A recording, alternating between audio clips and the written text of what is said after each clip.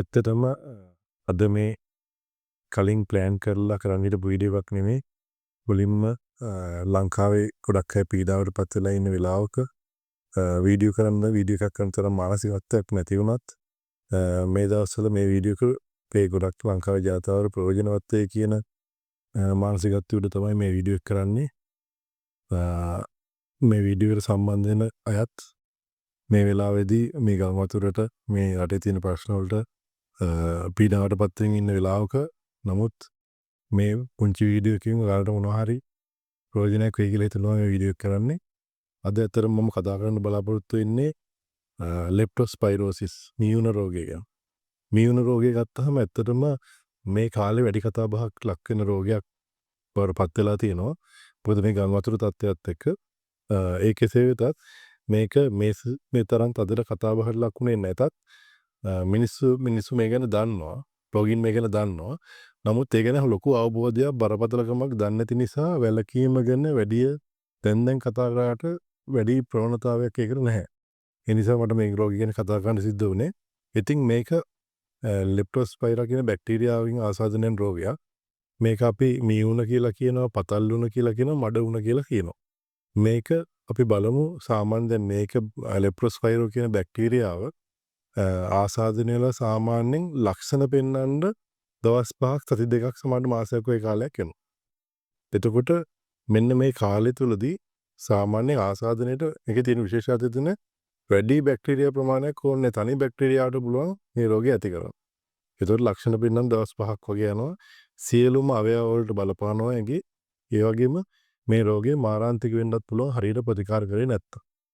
එතකොට අපි බලමු මේ කොහොමද යන්නේ කියලා. මේ බැක්ටීරියාව ගොඩක් දුරට ඔය මීයන් ඊට පස්සේ බල්ලෝ ගවයන් මුවන් ඌරන් වැනි සත්තු ඉන්නවනේ මෙන්න මේ සත්තුන්ගේ මුත්‍රා මාර්ග වලට වක්ගඩු වලට තමයි මේ සත්වයා ඉන්නේ මේ බැක්ටීරියාව ඉන්නේ. එතකොට මේ බැක්ටීරියා මුත්‍රා හරහා පසට එකතු වෙලා නැත්නම් ජලයට එකතු වෙලා මේ සතුන්ගේ මල පහරා එකතු වෙලා ඒ තියෙන විස බීජ අපේ මනුස්සයෙක්ගේ සීරීමක් නැත්තම් කැපීමක් වයින් හරි තියෙන කකුලෙන් හරි ඇඟේ කොහේ හරි තැනකින් වතුර දෙන්න පුළුවන්. එහෙමත් නැත්තම් මේකෙන් දූෂිත වන වතුර මේ බැක්ටීරියාවෙන් දූෂිත වන ආහාර, ඒ කියන්නේ මියන්ගේ මල පහ වලින් හරි දූෂිත වන ආහාර, මේ සත්තුන්ගේ මල පහ වලින් දූෂිත වන ආහාර, වතුරෙන් ඇස කන, ඇස කට නාසය කියන මේ ශ්ලේෂ්ම හරහා ඇතුළු වෙන්නත් පුළුවන්. එතකොට අපි සරලව ගත්තොත් අපි මේකෙදි පරිස්සම් වෙන්න ඕනේ මේ කාල විශේෂම ගම් වතුර තත්ත්වයක් එක්ක. වෙනද අපි සාමාන්‍ය අපි කතා කරන්නේ කුඹුරු වල ගොවියන්ට ඊපස්සේ පතල් වල වැඩ කරන කට්ටියට ඊට පස්සේ පස සම්බන්ධ කටයුතු කරන කට්ටියට මල පහප ද්‍රව්‍ය කළමනාකරණයට දායක වෙන සේවකයන් මෙන්න මේ කට්ටියට වැඩිපුර වැළඳෙනවා කියලා. නමුත් ගම් වතුරත් එක්ක ඕන කෙනෙකුට මේ පරිසර පද්ධතියත් එක්ක මේ තියෙන ජල මූලාශ්‍ර විස බීජ එකතු වෙලා මේක හැදෙන්න පුළුවන්. එතකොට අපි බලමු මේකේ මොනවද ලක්ෂණ. ලක්ෂණ සාමාන්‍යයෙන් විශේෂයෙන්ම කියලා අඳුරගන්න සමහරලාට බැරි වෙන්න පුළුවන්. සමහර වෙලාවට විස බීජ ඇඟේ තියාගෙන ලක්ෂණ පෙන්වන්න නැතුව ඉන්නත් පුළුවන් සමහර රෝගීන්ට. ඒතර සාමාන්‍යයෙන් තද ඔළුවේ කැක්කුමත් එක්ක උණ. ඊට පස්සේ මාංශ පේශි වේදනා විශේෂයෙන්ම කලවා ඊට පස්සේ කොඳේ යට හරිය ඒ වගේ හරි මාංශ පේශි. එතකොට තද ඇස්ටතු වෙලා තියෙන්න පුළුවන්. ඊට පස්සේ මේ තද ඇඟේ වේදනාව නිකන් ඇඟට පණ නෑ වගේ තියෙන්න පුළුවන්. ඊට පස්සේ මුත්‍රාරියත් තද පාට යන්න පුළුවන්. තද කහ පාට. ඒතකොට ලේත් එක මුත්‍රා යන්න පුළුවන්. ඒත් එක කලන්ත කැරකිල්ල ගතිය තියෙන්න පුළුවන්. තව මුත්‍රා යන ප්‍රමාණය අඩු වෙන්න පුළුවන්. මේ වගේ ලක්ෂණ ටිකක් තියෙනවා.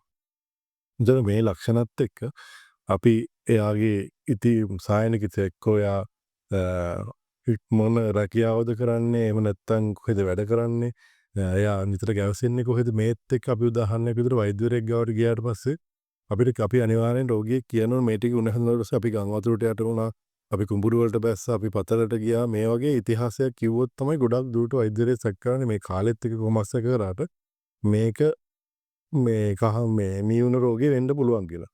නමුත් මේකේ තියෙනම රෝග ලක්ෂණ මම කලින් කතා කරා වගේ චිකන් ගුන්යා ඉන්ෆ්ලුවෙන්සා එතකොට ඒ වගේ මේ ඩෙන්ගු වගේ වෛරස් වලත් මූලික අවස්ථාවල තියෙන්න පුළුවන්. එතකොට මේක අපි ගොඩක් දුරට අපි මේ කාල රාමුව සහ ලක්ෂණ වලට අමතරව එයාගේ රැකියාව එදිනදා කරන දේත් එක්ක අපි සංසන්දනය කරලා තමයි මේ දේවල් ගලපලා තමයි අපි බාහිරින් මේක නිවුණු වෙන්න පුළුවන් කියලා දැනට එන්නේ. මොකද මේක පරීක්ෂා කරන්න පරීක්ෂණ වල ගොඩක් තියෙනවා. ලේ වල සුදු රුධිර බලන්න පුළුවන්. මුත්‍රාවල ඇල්බුමින් ප්‍රෝටීන් රේෂියෝ එක බලන්න පුළුවන්. අනුපාතය බලන්න පුළුවන්. ඒ වගේම ප්‍රතිදේහ බලන්න පුළුවන්. වැඩේ තියෙන්නේ මේකේ තියෙන ප්‍රශ්නේ මේ ටෙස්ට් වලට පොසිටිව් වෙන ටික කාලයක් යනවා. ඒ උදාහරණයකට මේ බැක්ටීරියා ඇතුළේ දවස් 5ක්වත් අඩුම යනවා මේ රෝග ලක්ෂණ එන්න. සාමාන්‍ය දවස් 3ක් 5ක් ඒ වගේ යනවා. පටන් ගන්න. ඒ ලක්ෂණ පෙන්නලත් තව සතියක් විතර යනවා සමහරලාට මේ ටෙස්ට් වලට මේ විස බීජ තියෙනවා කියලා අඳුර ගන්න. එතකොට අපි ටෙස්ට් එකක් පොසිටිව් වෙනකන් ටෙස්ට් එකකින් පෙන්නනකන් ඉන්න බෑ ප්‍රතිකාර පටන් ගන්න. මොකද මේක උඩු දුවලා තියෙන්න පුළුවන්. ඒ නිසා ඔයාලට උණක් තියෙනවා නම් මේ කාලේ විශේෂයෙන්ම මේ ගැනත් අවධානය යොමු කරන්න. තමන්ට තියෙන තමන් ඉන්න පරිසරය, තමන් කරන රැකියාව, මේ ටිකේ තමන් නිරාවරණය වුණු විස බීජ කාණ්ඩ නැත්නම් නිරාවරණය වුණු පරිසරය ගැන විස්තර කරපුවම වෛද්‍යවරයෙකුට සැකසිතන්න පුළුවන් මේක සමහරට මීවන වෙන්න පුළුවන් කියලා.